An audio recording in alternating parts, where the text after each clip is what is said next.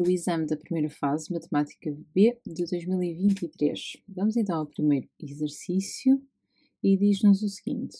Uma empresa do setor de alimentação, eu vou ter que só puxar já agora aqui um bocadinho para baixo. Ok, então uma empresa do setor de alimentação decidiu produzir 2 suplementos alimentares, 1 e 2, ambos feitos à base de maçã, amendoim e chocolate. Cada embalagem de suplemento 1 tem este custo, contém esta quantidade de maçã, esta quantidade de amendoim e esta quantidade de chocolate. Cada embalagem do suplemento 2 tem este custo, contém esta quantidade de maçã, esta quantidade de amendoim e esta quantidade de chocolate. Para otimizar a produção, a empresa tem de gastar diariamente pelo menos 140 kg de maçã, pelo menos 150 kg de amendoim e pelo menos 140 kg de chocolate. A empresa não consegue produzir mais do que 350 embalagens por dia. Quantas embalagens do suplemento 1 e quantas embalagens do suplemento 2 devem ser produzidas diariamente pela empresa para que o custo total diário da produção de 2 suplementos seja mínimo? Ora bem, vamos ter que minimizar aqui a nossa função objetivo. Na sua resposta, designa por X o número de embalagens do suplemento 1 e por Y o número de embalagens do suplemento 2 a produzir diariamente pela empresa e apresenta. Ora bem, vamos lá começar pelo que ele quer, que é a função objetivo. A função objetivo corresponde à função que nós pretendemos minimizar. Portanto, nós neste caso queremos minimizar o custo, função objetivo, por isso eu vou chamar a função custo, ou seja, uma função custo que depende do valor x e do valor do y, e neste caso está relacionado com o valor aqui, portanto eu vou colocar aqui a cor amarela, portanto o custo é de 2 euros, ok, para o X e para o Y, para o X e 1,5 para o X, certo? Que é a embalagem de tipo 1 e 1,5 para o Y. Então a nossa função é 2 vezes X, porque é 2 euros por cada embalagem do suplemento X, mais 1,5 euro Y, que é 1,5 vezes o número de embalagens do tipo Y. Ok, agora vamos às restrições. Vou começar pelas mais diretas, ou seja, que considerar sempre que o X tem que ser positivo e o Y também, visto que representam o número de embalagens. Agora, relativamente às outras restrições, vamos ver aqui esta questão de que cada embalagem de suplemento 1 leva esta quantidade de maçã, esta é a quantidade para o Y, mas depois tem que ser pelo menos, no mínimo, 140 kg de maçã. Então significa que quando eu vou definir esta condição vai ser 0,4x mais 0,6y e tem que ser pelo menos, por isso maior ou igual que 140.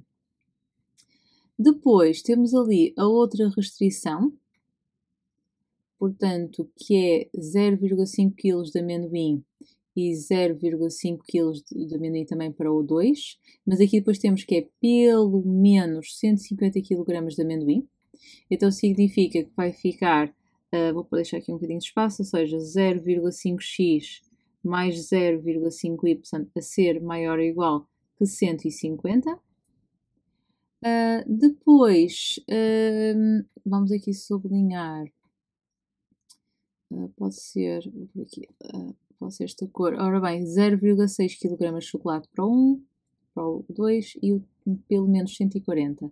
Então significa que aqui vai ficar 0,6x mais 0,4y a ser maior ou igual que 140. Mas atenção que ainda há aqui mais uma restrição, porque ele diz-nos aqui, vou pôr aqui a outra cor, talvez roxo, porque diz que a empresa não pode produzir mais do que 350 embalagens por dia. Então significa que a nossa última restrição é que a soma das duas, x mais y, tem que ser menor ou igual que 350. Ok, temos então todas estas restrições e o que normalmente eu aconselho é resolver cada uma delas em ordem à variável y. Então aqui vai ficar 0,6y é maior ou igual que menos 0,4x mais 140. Passando o 0,6 a dividir, vai ficar, ora bem, 0,4 dividido por 0,6 dá 2 terços. Então, menos 2 terços de x. 140 a dividir por 0,6 dá mais 700 a dividir por 3.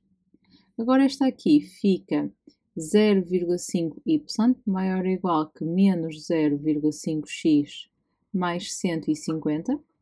E agora passando o 0,5 a dividir fica menos x mais 300. Aqui também vamos isolar então 0,4y maior ou igual que menos 0,6x mais 140. Passando o 0,4 a dividir, fica menos 0,6 a dividir por 0,4, que vai dar menos 3 meios de x. E depois 140 a dividir por 0,4 vai dar mais 350. E nesta aqui é mais fácil, é só passar e fica menos x mais 350. Ok, vamos então agora fazer a representação gráfica. Ou seja, vamos desenhar a região admissível. E para isso podem recorrer à vossa calculadora gráfica. Eu vou já puxando aqui um bocadinho para cima. E vamos aqui à calculadora, vamos à parte gráfica, estou a usar uma TN Spire, e vamos introduzir, estas duas não é preciso, mas as outras vamos pôr então menos 2x a dividir por 3 mais 700 a dividir por 3. Depois, outra condição é menos x mais 300. E a outra condição é menos 3x sobre 2 mais 350. Ainda falta aquela que tem algo mais para baixo, que é a menos x mais 350. Agora ajeitar a janela. Reparem que nós temos aqui ordenadas na origem na ronda dos 300, 350. Por isso, nós aqui na parte da janela, ok, em termos de 0, também vou colocar, por exemplo, de 0 a 500, para darmos aqui uma margem, e aqui também de 0 a 500, por isso eu acho que com esta janela vamos conseguir ver todas as retas. Ok. Só aumentar aqui um bocadinho. Por isso, eles puseram aqui, ou seja, aqui aparecem-me todas as etiquetas, por isso eu vou puxá-las aqui para cima, porque não vou precisar delas. E reparem que nós vamos precisar aqui, eu vou já tirar os pontos de intersecção, por isso não se esqueçam que nós aqui, ao contrário do que é habitual, nós estamos a ver o que está para cima desta reta da vermelha e da azul, e vai ficar abaixo do que está da rosa. Portanto, então significa que eu vou precisar do ponto de intersecção entre estas duas, que não me está a deixar, ops. Vou tentar fazer outra vez, menu, analisar gráfico e interseção, se calhar vou começar aqui por estas mais abaixo. Ok, depois vou precisar da interseção entre estas duas também. Vou precisar, portanto, no fundo nós estamos a intersetá-las aqui quase 2 a 2. E vamos ver se consigo esta que está aqui mesmo no limite. O pontinho está... Ok, consegui. Está-me a mostrar a interseção e não me está a deixar marcar.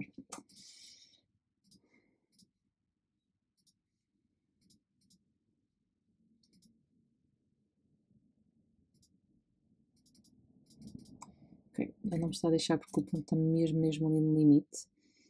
Então eu vou fazer o seguinte, vou andar com a janela um bocadinho para o lado, ok? Só para conseguir marcar a interseção. Ok. Pronto. E volto a pôr a janela correta, está bem? Ok, pronto. Era só ali um jeitinho. Ok, está feito então o gráfico. Como eu tenho a vantagem de estar aqui no computador e se não se importarem, eu vou copiar aqui o gráfico, está bem? Por isso eu sei que tiveram muito mais trabalho porque tiveram a fazer a representação à mão.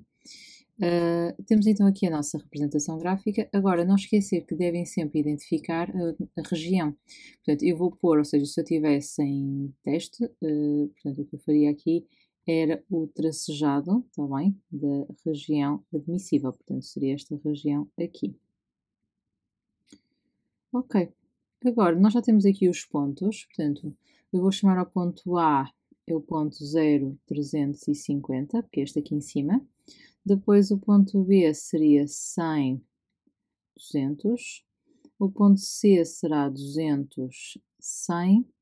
E o ponto D será 350, 0. E agora que já sabemos os pontos da região admissível, ou os vértices, neste caso do polígono, vamos substituir na função custo, ou seja, aqui vai ficar 2 vezes 0 mais 1,50 vezes 350.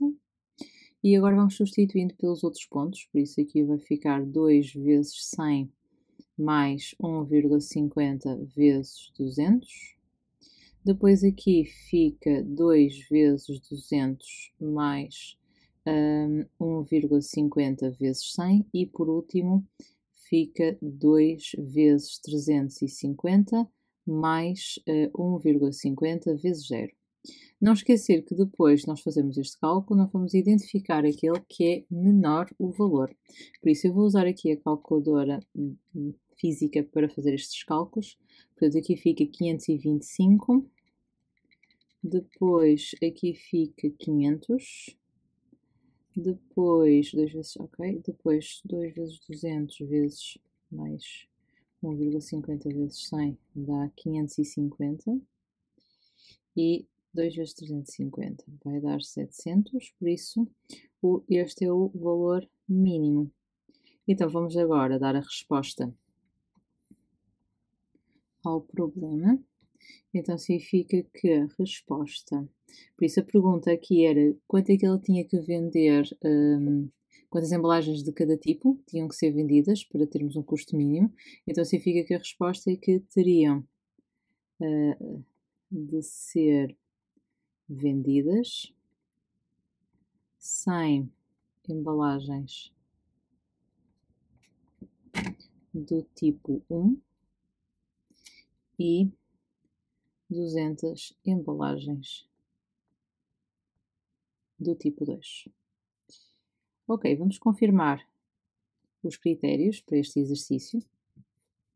Então, indicar a função objetiva era um ponto, aqui indicar as primeiras 4 restrições, um ponto para cada uma, mais estas duas. Representar graficamente a região admissível assinalando o polígono e identificar as coordenadas, calcular o custo e, por último, apresentar os valores pedidos. Portanto, 100 embalagens do tipo 1 e 200 embalagens do tipo 2. Ok. Vamos ao exercício 2 e diz-nos o seguinte, a tabela seguinte é referente ao número de maçãs e ao peso médio, desculpem, vou só puxar aqui para baixo, ok, e ao peso, que é na sua acessão corrente, a palavra peso é utilizada como sinónimo de massa, em gramas das maçãs produzidas por algumas das macieiras de um pomar na colheita do ano de 2022. Considera adequado o modelo de regressão linear de y sobre x, obtido a partir dos dados apresentados na tabela. Uma outra macieira do pomar produziu 160 maçãs na colheita do ano de 2022, ou seja, isto corresponderia a um determinado valor para o x. Estima com base no modelo proposto o peso médio, portanto, então está-nos a pedir para nós calcularmos o y, para esse valor, não é? Por isso, na tua resposta apresenta os valores dos parâmetros da equação da reta de regressão linear de y sobre x arredondados às milésimas, o valor pedido em gramas arredondado às décimas. Ok, por isso nós vamos ter que ir à calculadora, por isso eu na primeira lista vou introduzir os valores para o x e eu na segunda lista vou introduzir os valores para y. Sendo assim, vamos aqui à calculadora. Vou usar aqui a mesma, por isso vou usar a Texas. Aqui na Texas nós temos há duas maneiras de fazer a regressão linear. Portanto, por isso eu vou identificar aqui em cima o meu x e aqui como sendo y. E vamos pôr os valores, portanto, 318 163,87. Agora 661,94,72. Depois 530 e 106,58, 214 e 166,75, depois 360 e 140, opa, sem querer tirei o valor. Ok, voltando aqui. Deixa-me só confirmar, 166, ok, 148,08, depois 114, 212,06, 632, 134,91, 483, 115,02, 93, 226,40 e por último 470 e aqui 139,72. Ok, agora há duas maneiras que vocês podem fazer regressão. Portanto, aqui podem fazer menu estatística, cálculos estatísticos, estatísticas, regressão linear e metem aqui que vão escolher a coluna A, a coluna B e depois clicamos aqui em menu, outra vez, desculpem, estatística, cálculos estatísticos, regressão linear, por isso aqui é A, aqui é a coluna, esqueci de pôr os parênteses retos, depois o resto mantemos tudo igual e clicamos em OK, portanto é uma maneira de vocês fazerem, ou então ON, clicar aqui, introduzir a variável X no eixo do X, introduzir a variável Y no eixo do Y, depois menu, analisar, regressão e a primeira. Ok? Podem fazer das duas maneiras. Ok, se quiserem esta, que já aparece aqui os valores, por isso, se vocês precisarem mais casas decimais, basta só clicar no número. Então vamos passar aqui para a nossa folha, ou seja, y vai ficar igual, por isso, a menos, vamos por aqui, tem que ser com milésimas, portanto, 196, mas depois como vem a seguir o 9 passa a ser menos 0,197, então. E depois aqui fica 227,119. Ok, já temos a nossa regressão linear e agora, para calcular o valor pedido, nós vamos substituir na regressão o x por 160, ou seja, fica y é igual a menos 0,197 vezes 160 mais 227,119 e vai nos dar o valor do y, que será o peso em gramas. Por isso vamos fazer aqui a conta, eu vou fazer na calculadora física e vai-me dar aproximadamente, este já é o resultado às décimas, aproximadamente 195,60 gramas. Deixem-me só confirmar aqui, 127, 119, ok. Vamos então ver aqui os critérios. As décimas eu acho que pus mais uma casa. Pus centésimas, ok. Agora sim, vamos ver os critérios. Portanto, identificar as listas está, apresentar os parâmetros está, identificar o x como 160 e depois calcular o valor pedido, 195,6. Ok. Está tudo aqui dos critérios. Vamos continuar. E diz aqui, na aldeia do Sr. Silva, para se conservar as maçãs escolhidas nos pomares, é costume guardá-las num local escuro, dispostas sobre uma superfície seca e plana.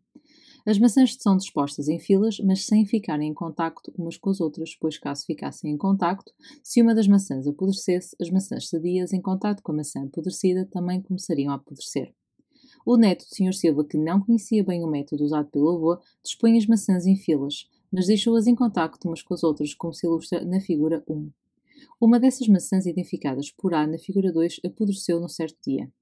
No dia seguinte apodreceram as 3 maçãs identificadas, por isso, ok, então começa por ser a primeira, depois, no dia seguinte apodrecem as 3 maçãs identificadas por B, que estavam em contacto com essa maçã. Em cada um dos dias seguintes apodrecem todas as maçãs sadias que estavam em contato com pelo menos uma maçã que tivesse apodrecido no dia anterior. Então, por exemplo, no dia a seguir a A, B, ficariam apodrecidas estas que eu estou a designar por C, não é? Porque são em contacto com as que já estavam apodrecidas. Admite que não há outro modo de as maçãs colhidas apodrecerem. Tal como a figura 2 sugere, as maçãs apodrecidas dispõem-se em forma triangular. Esta expansão triangular manteve-se durante 12 dias consecutivos. Justifica que os números de maçãs que apodrecem por dia, desde o primeiro até o 12º, são termos consecutivos de uma progressão aritmética. Ok, então eu posso começar por designar por o de n, ok? Representa aqui a sucessão do número de maçãs que apodrecem por dia. Então, o que é que isso significa? Que no dia 1 apodreceu uma. No dia 2 apodreceram as Bs, portanto apodreceram 3. No dia 3 já apodreceram 5. Então, de dia para dia, estão sempre a ser apodrecidas mais 2. Então, isso vamos explicar, ou seja, no primeiro dia apodreceu uma maçã.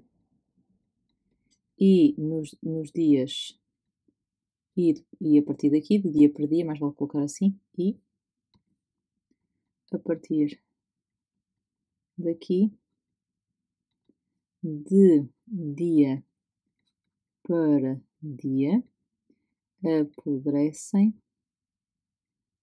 mais 2 maçãs em relação ao dia anterior. Portanto, no fundo, ou seja, estamos no fundo a afirmar que o de n mais 1 menos o de n é igual a 2, isto é, o de n é uma progressão aritmética de razão 2. Ok, vejamos os critérios para esta. Indicar a razão que era 2, referir que a diferença entre quaisquer dois termos consecutivos é constante ou equivalente. Pronto, foi isso que também já dissemos. 8 pontos para cada tópico. Continuando. Do primeiro ao 12º dia, apodreceram 80 das maçãs colhidas. Quantas maçãs foram colhidas? Justifica a tua resposta. Ok. Então significa que nós, através da solução que estávamos a definir antes, que nós já sabemos que é uma progressão aritmética, sabemos o número de maçãs que apodrecem em cada dia. Portanto, nós no primeiro dia sabemos que apodreceu uma e depois, de dia para dia, apodrecem 2. Portanto, posso definir aqui o termo geral, que me vai indicar o número de maçãs que apodrecem em cada dia. Ou seja, fica o de n vai ser igual a 1 mais n menos 1 vezes 2, ou seja, o de n é igual a 1 mais 2n menos 2, ou seja, o de n é igual a 2n menos 1. Agora, nós sabemos que podemos calcular o número total de maçãs que apodreceram nos 12 dias, então vamos utilizar a fórmula da soma, o de 1 mais o de 12 a dividir por 2 vezes 12, e aqui ao lado eu vou ter que calcular o de 12, portanto, o de 12 fica 2 vezes 12 menos 1, ou seja, vai ficar 24 menos 1, que dá igual a 23. Então, vai ficar aqui 1 mais 23 a dividir por 2 vezes 12, que dá 24 a dividir por 2 vezes 12, ou seja, 12 vezes 12, que dá 144. Portanto, isto representa o número total de maçãs que apodreceram, ou seja, portanto, número total de maçãs que apodreceram. E nós sabemos que este valor corresponde a 80%. Então significa que 144 maçãs correspondem a 80%. Se eu quiser saber o total de maçãs que foram colhidas, faço a correspondência para 100%. Então o número de maçãs será 144 vezes 100 a dividir por 80, ou seja, vai dar ao todo 180 maçãs. Ok, os critérios aqui para esta seriam, ora bem, eu acho que utilizei o segundo, ou seja, reconheci que os números estavam em progressão aritmética, o primeiro termo é 1, reconheci que a razão era 2, escrevi uma expressão que me permitiu calcular o termo de ordem 12, obtive o termo de ordem 12, escrevi a fórmula da soma, cheguei à conclusão que era 144 e depois cheguei às 180. Ok. Continuando. Numa unidade industrial de armazenamento de fruta, as maçãs são sujeitas a um banho de arrefecimento antes de serem armazenadas. Admita que a temperatura T, em graus Celsius, das maçãs, x minutos após o início do banho de arrefecimento, é dada por esta expressão, em que T0 é a temperatura no início do banho. Para serem armazenadas, as maçãs devem estar a uma temperatura inferior a 7 graus, portanto, para serem armazenadas. Então, vamos aqui à primeira que diz, num certo dia as maçãs estavam a uma temperatura de 25 graus. Ok, então a temperatura inicial é 25. Quando se iniciou o banho de arrefecimento, as maçãs estariam nas condições de armazenamento escritas 27 minutos após o início desse banho? Ok, então vamos fazer aqui o T de 27, portanto vamos fazer menos 3 mais 25 mais 3, substituindo aqui o T de 0 também, e aqui vai ficar E elevado a menos 0,043265, 432, na verdade 65, vezes 27. Ok, então vamos ver quanto é que isto vai dar. Por isso, vamos aqui à calculadora, puxar aqui para baixo, e vai ficar então menos 3 mais 25 mais 3 vezes E de menos 0,043365 vezes 27. Ok, isto vai dar aproximadamente 5,7 minutos. Então significa que, não é minutos, é graus, 5,7 graus. Então significa que dá abaixo de 7 graus. Então as maçãs estariam nas condições de armazenamento escritas? A resposta é sim, pois a temperatura ao fim de 27 minutos está abaixo de 7 graus, que esta era a temperatura que era a condição necessária para que pudessem ser armazenadas. Agora vejamos aqui os critérios para esta. Substituir o T0 por 25, calcular o T de 27, exatamente, e depois usei o primeiro processo, substituir o x por 27, deu 5,7 e chegar à conclusão. Ok, continuemos. Num outro dia, as maçãs... Ok, já posso puxar isto um bocadinho para cima. Ok, num outro dia, as maçãs estavam à temperatura de 33 graus, quando se iniciou o banho de arrefecimento. Então, está-me a dar aqui que a temperatura inicial era de 33. Determina a duração mínima do banho de arrefecimento para que as maçãs pudessem ser armazenadas. Ok, então vamos por partes. Primeiro, se... eu posso puxar aqui para ter...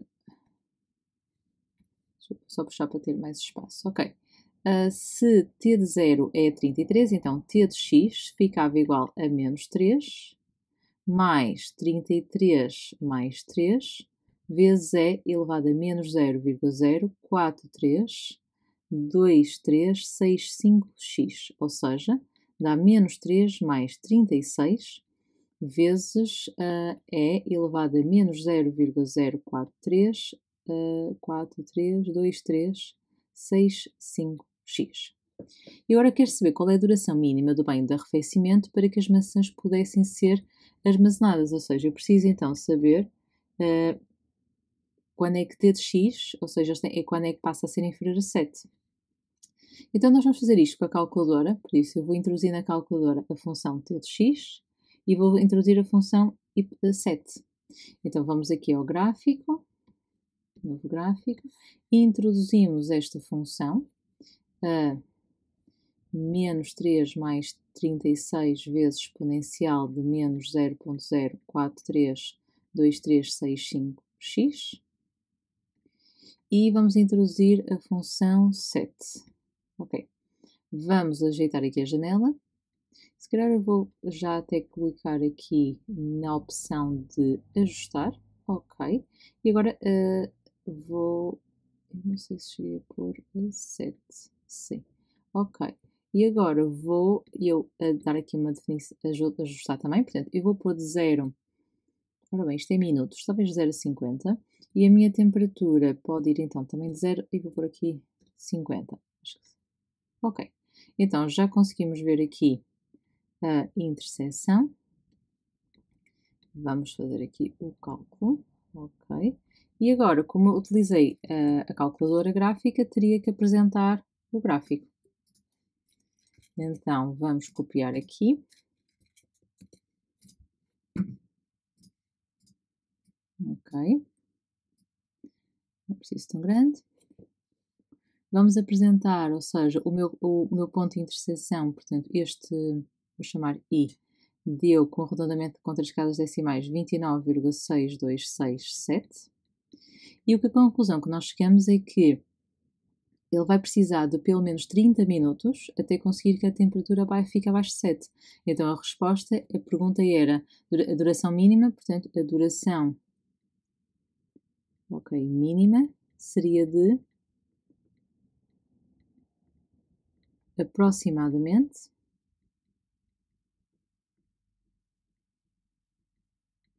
30 minutos. Agora vejamos aqui os critérios, traduzir o problema, ok. Atenção que eles dizem aqui, se for apresentada outras condições também seriam válidas. Substituir o T0 por 33, certo. Resolverem na equação, e eu resolvi usando o primeiro processo, representei graficamente as duas funções, assinalei o ponto de interseção, e depois apresentei o valor pedido, 30 minutos. Ok. Depois, na 422 diz, seja V a função que dá a taxa de variação instantânea da função t para cada valor de x, ou seja, a taxa de variação instantânea é sempre interpretada como o valor, não é? Ou seja, o crescimento ou decrescimento num determinado instante. Por isso, neste caso, ele quer que nós interpretemos, neste contexto, o V16 aproximadamente igual a menos 0,78. Então, o que é que acontece? Nós temos que explicar primeiro que o 16 representa aqui o tempo, não é? Ou seja, no fundo, decorreram 16 minutos desde o início do banho de arrefecimento.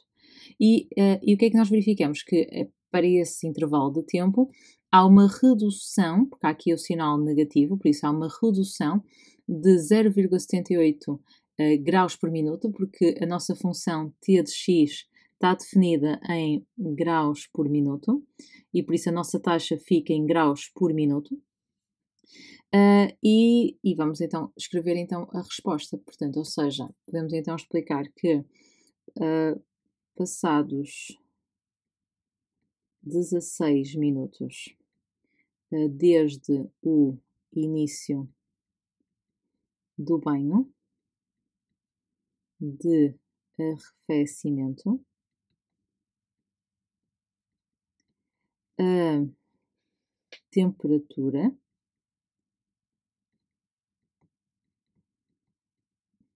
temperatura das maçãs diminui a uma taxa de aproximadamente, por causa do sinal, de aproximadamente 0,78 graus Celsius em cada minuto, ou por minuto. Ok. Seria essa aqui a minha interpretação, vamos confirmar. Então, identificar 16 como instante, certo. Referi que a temperatura estava a diminuir, certo. Referi que 0,68 corresponde a uma taxa de aproximadamente 0,78 graus por minuto. Se não for referido que corresponde ao valor aproximado, não é desvalorizado. Pronto, e tem aqui então o nosso exemplo de resposta. 16 minutos após o início do banho de arrefecimento, a temperatura das maçãs estava a diminuir cerca de 0,68 graus por minuto. Portanto, foi exatamente isso que foi escrito. 5 diz, o Bravo de Esmolfe é uma variedade portuguesa de maçã com origem na aldeia de Esmolfe, situada no concelho de Penalva do Castelo. Numa colheita foram apanhadas 50.000 maçãs Bravo de Esmolfe. Dessa colheita serão comercializadas apenas as maçãs com calibre superior a 55 mm. Admite que o calibre em milímetros das maçãs colhidas segue aproximadamente uma distribuição normal de valor médio 60 mm e desvio padrão 5 mm. Então, valor médio 60 e o desvio padrão dá 5 mm. Determina quantas maçãs dessa colheita se espera comercializar. Apresenta o resultado em milhares, arredondado às unidades de milhares. Ok. Então vamos começar por dizer que aqui o nosso x vai ser uma variável aleatória que representa, eu vou só indicar aqui também, portanto, representa o calibre em milímetros das maçãs colhidas. Pronto. E nós sabemos que x segue uma normal a 65. Ok, e nós queremos saber determinar quantas maçãs se pode comercializar, só que para serem comercializadas elas têm que ter um calibre superior a 55. Então eu preciso saber quando é que a probabilidade de x é superior a 55 mm. Então eu vou fazer isso com recurso à calculadora. Ou seja, eu vou aqui à calculadora na parte mesmo do calcular, menu estatística, estatística,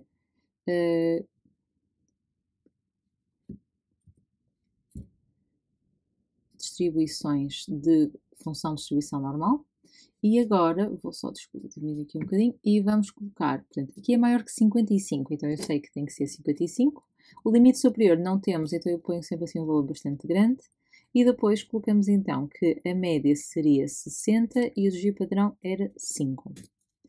Esta parte, como eu vou fazer com a calculadora, teria que passar isso para a nossa folha, ok? Por isso eu vou copiar aqui os dados que eu coloquei. Ok, e agora vamos pôr isto a dar na calculadora, ok? E temos aqui a nossa probabilidade calculada. Esta probabilidade depois pode ser passada para formato de percentagem para conseguirmos depois fazer aqui a relação com o número de maçãs. Ou seja, eu chego à conclusão que a minha probabilidade era 0, isto é 4 casas decimais, por isso 0,8413, que é o mesmo que 84,13%. E agora eu posso dizer que 100% era se estivéssemos a utilizar as maçãs todas, ou seja, os 50 milhares. Mas nós só estamos a usar 84,13%. E isto vai corresponder a x. Portanto, x vai ser igual a 84,13 vezes 50 mil a dividir por 100. Ou seja, vamos então fazer aqui a conta. Isto vai dar 84,13 vezes 50 mil dividir por 100. Ou seja, vai-me dar 42,065, que dá aproximadamente 42 milhares, porque eles pedem para arredondar às unidades em milhares, ou seja, 42 milhares, e às unidades, portanto, ficam 42 mil. Então significa que eu penso que seja só isso, exatamente. Portanto, eu fiz com o auxílio da calculadora, fiz o segundo processo, portanto, determinei o valor aproximado, depois fiz a regra de 3 simples e apresentei a resposta. Ok, vamos continuar. 6. Admite que o número de horas de sol em Penalva do Castelo no dia de ordem X do ano 2022 é dada por esta expressão. Ok, está-nos então o número de horas do sol. O argumento da função está em radianos. No dia 1 de janeiro, em Penalva do Castelo, o sol nasceu às 7 horas e 56 minutos e nesse dia o Sr. Silva esteve no pomar desde as 15 até ao pôr do sol. Quanto tempo esteve o Sr. Silva no pomar? Apresenta o resultado em horas e minutos, com os minutos arredondados às unidades. Ok, então vamos lá ver o seguinte. Se eu for aqui à função e fizer o ST1, o que é que eu vou estar a calcular? Vou estar a calcular o número de horas de sol no dia 1 de janeiro de 2022, certo? Então, vamos lá fazer a conta. ST1 fica 12,1237 mais 2,8720 de seno de 0,0168x, ou seja, o x aqui é vezes 1, então, menos 1,3255. Então, aqui vamos à calculadora. A calculadora tem que estar em radianos, que é o meu caso, e vamos colocar a conta.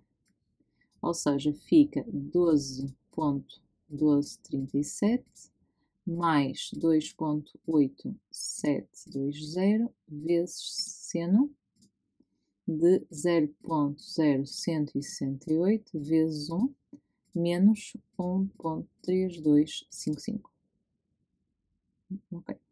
Então dá-me, ora bem, isto é um cálculo intermédio, tem que ser com 4 casas decimais, então fica 9, aqui vamos arredondar com 4, por isso 3498, 9,34, ok, aproximadamente, 9,3498, ok. Certo, só que isto vai estar tudo em horas, ou seja, isto então é o mesmo que ter 9 horas mais 0,3498 da hora. E se eu multiplicar aqui por 60, vai-me dar 9 horas. Então, vou fazer aqui a conta.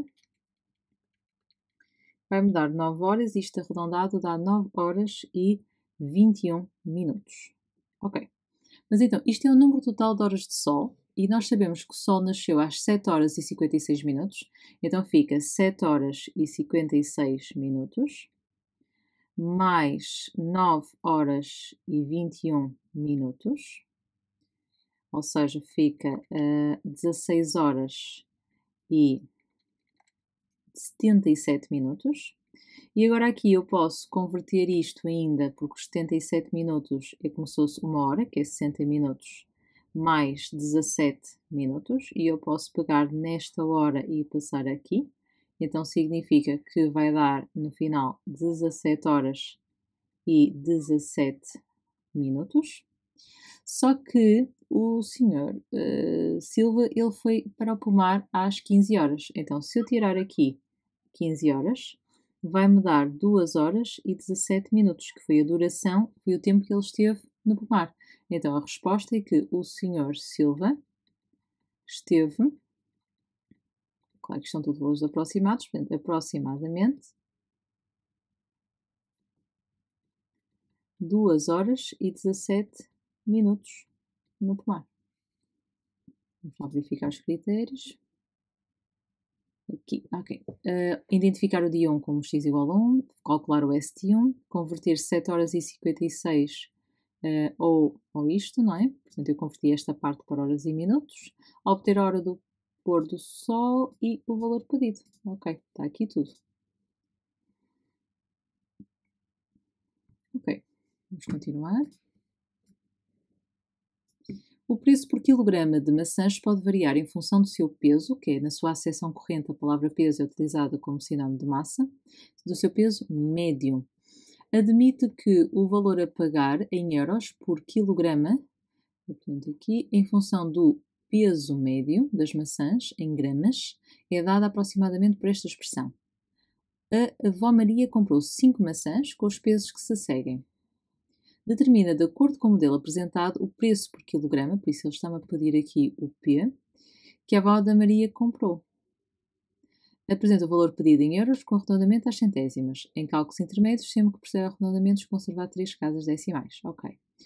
O que é que acontece? Aqui representa o X, que é o peso médio. Então, vou primeiro calcular a média, ou seja, o peso médio vai ficar 181, mais 185, mais 188, mais 190, mais 192 a dividir por 5.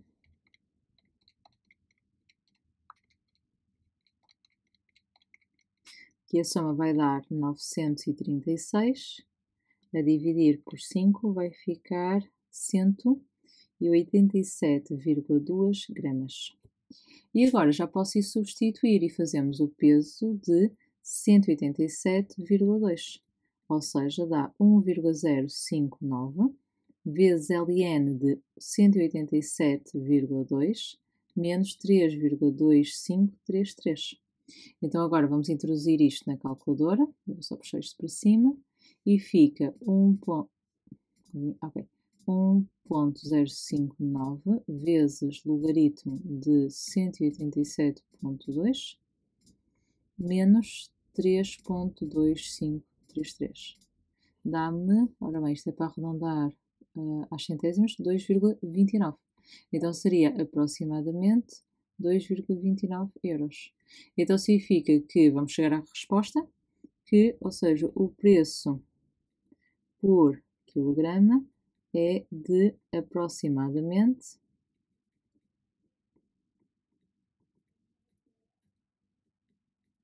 2,29 euros. Ok, vamos confirmar.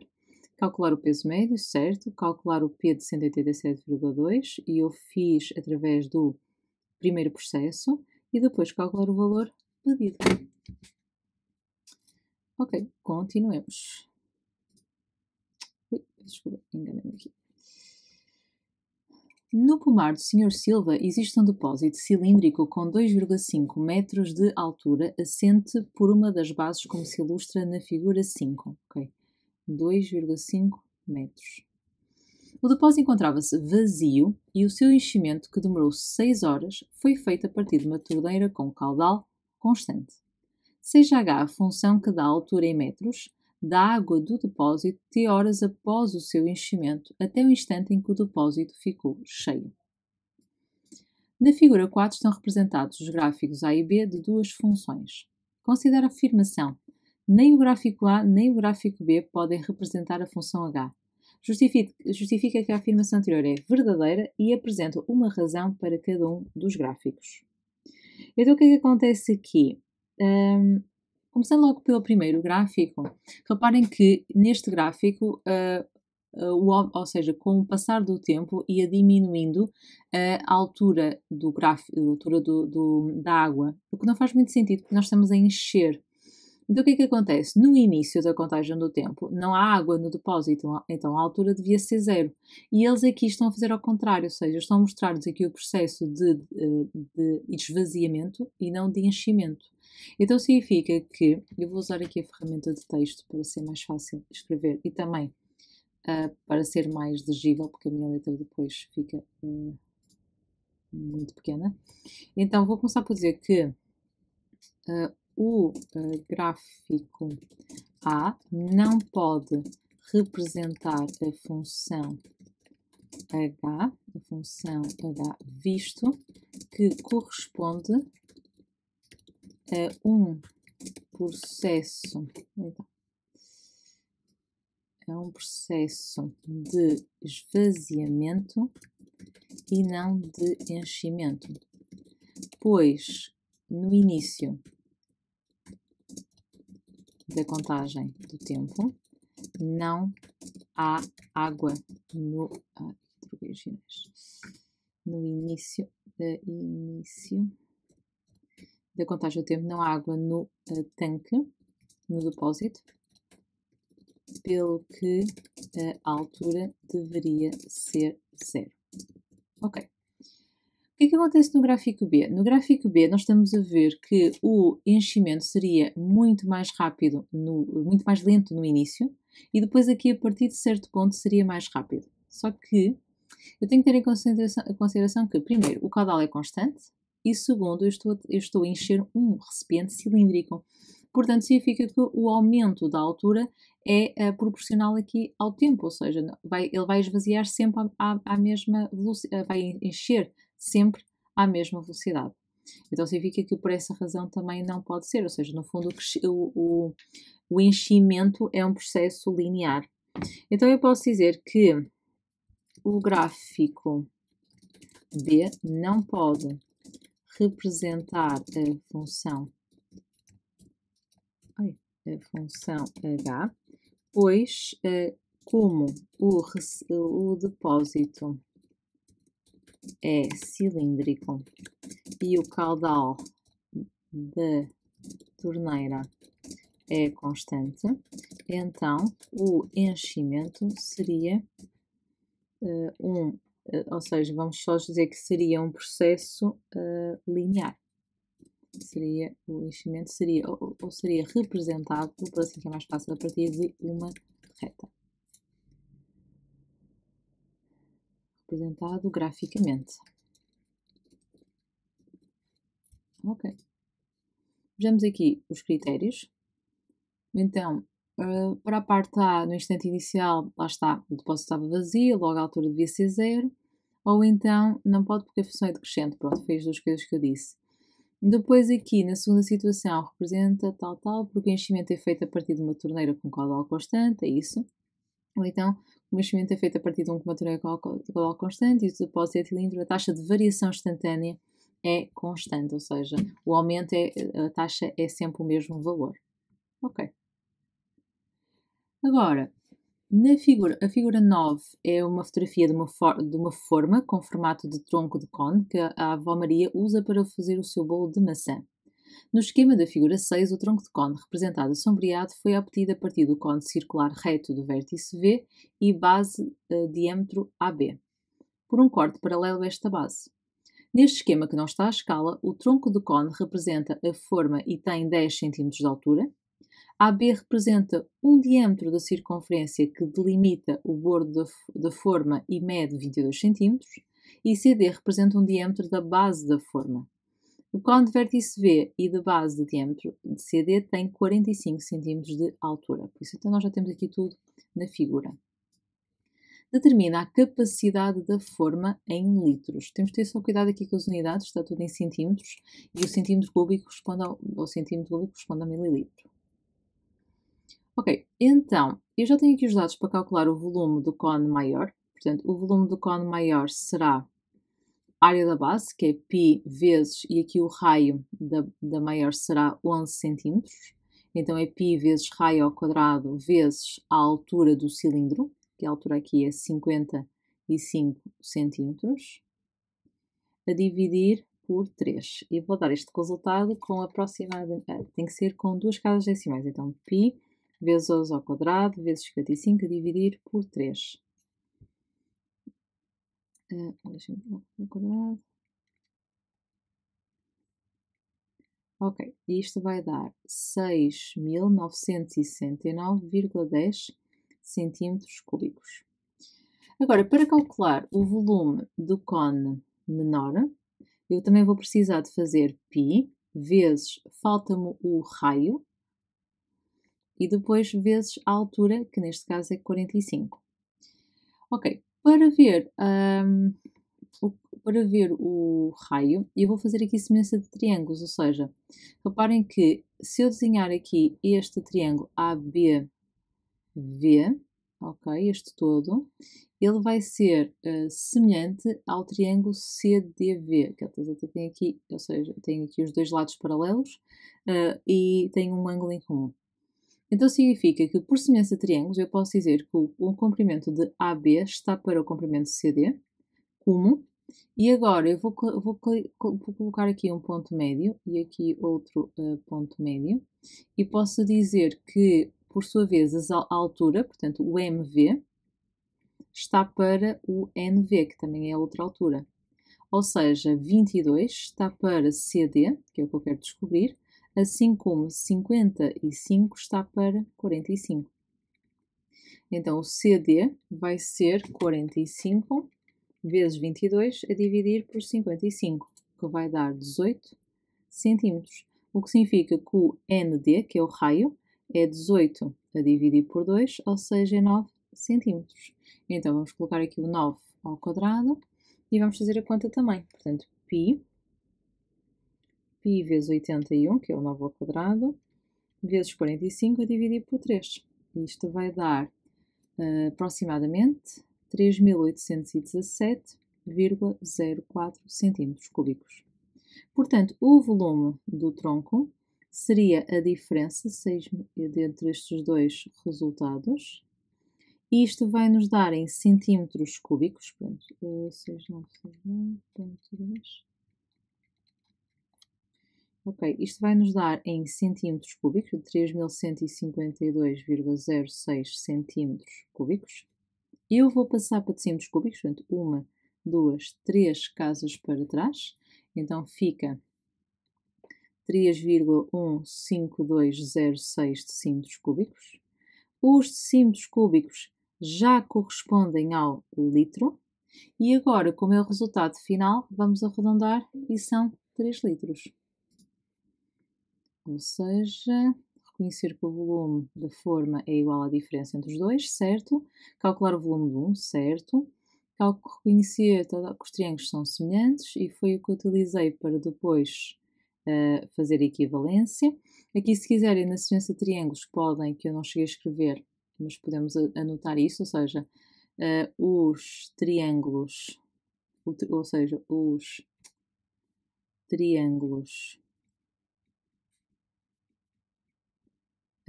ABV e CDV são semelhantes. Ok, eu disse logo, mas não escrevi. Ok, pronto. Depois de fazer, lá está, as regras 3 simples, eu fiz a segunda, determinar o FD, calcular o volume, obter o volume da forma e apresentar o valor pedido. Na 9.2, no cone de vértice V e base de diâmetro AB esquematizado na figura, fixou-se um referencial ortogonal e monométrico, como se representa na figura 7. No referencial, a unidade é o centímetro. Nesta figura, MV representa a altura do cone e as coordenadas dos seus pontos são deste tipo, ou seja, então aqui é da forma 5 qualquer coisa 4 e aqui também é 5 qualquer coisa 4.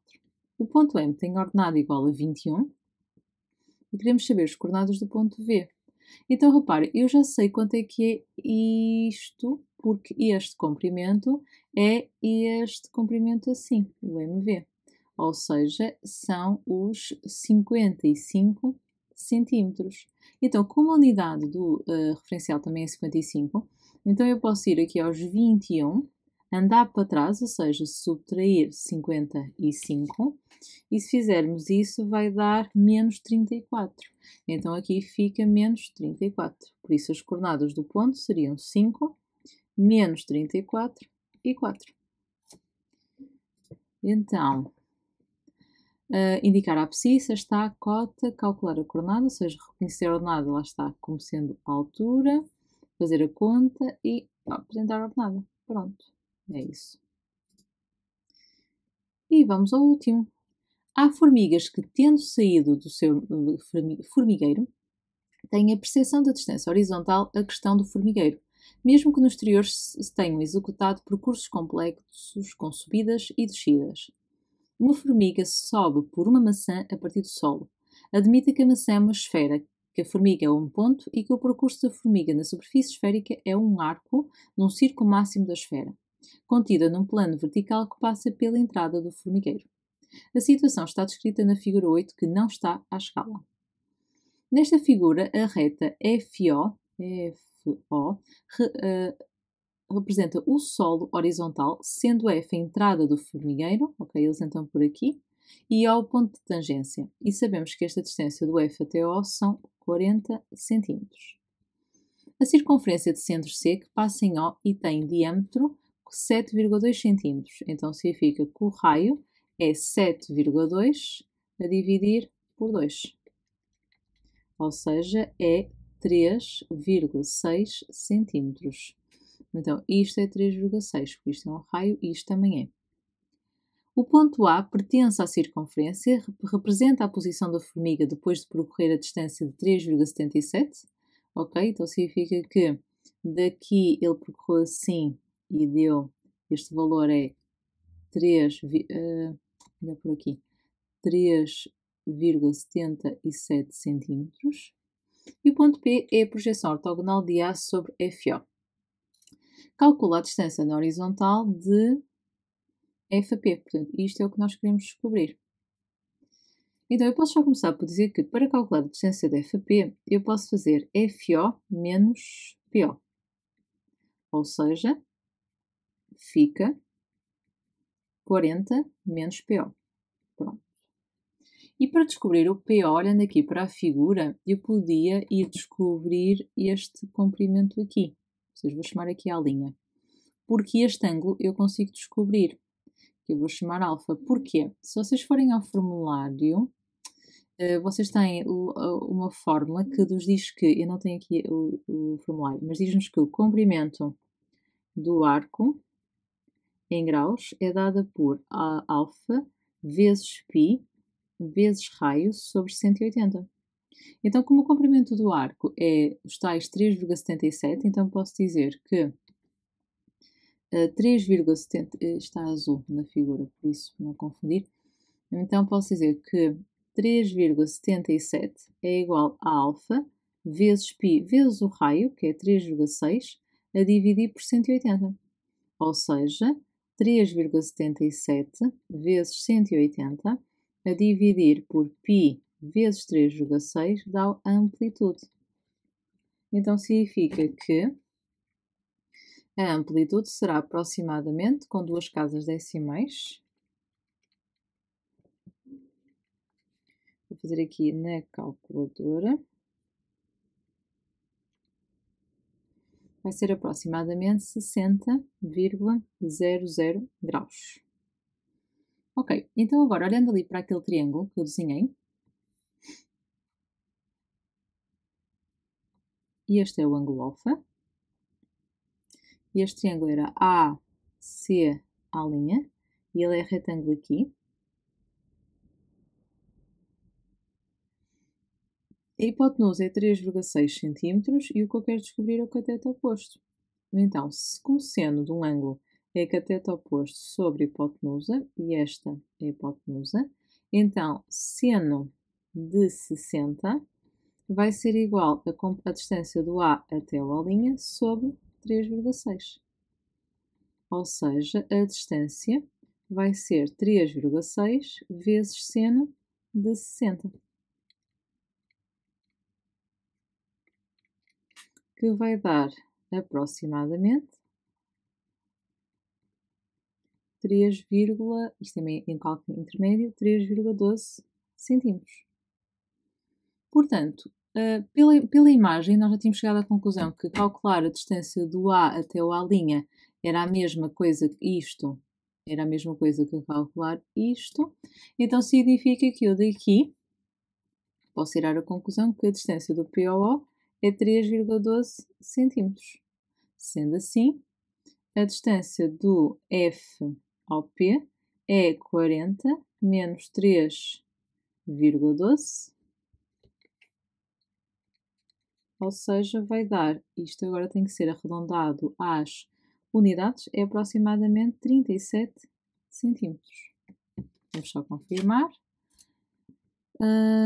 Escrever a expressão para o comprimento do arco, certo, calcular o raio, certo, igualar a expressão a 3,77 e descobrir o ângulo, também está certo, descobrir a amplitude, obter o PO, ok, e está tudo.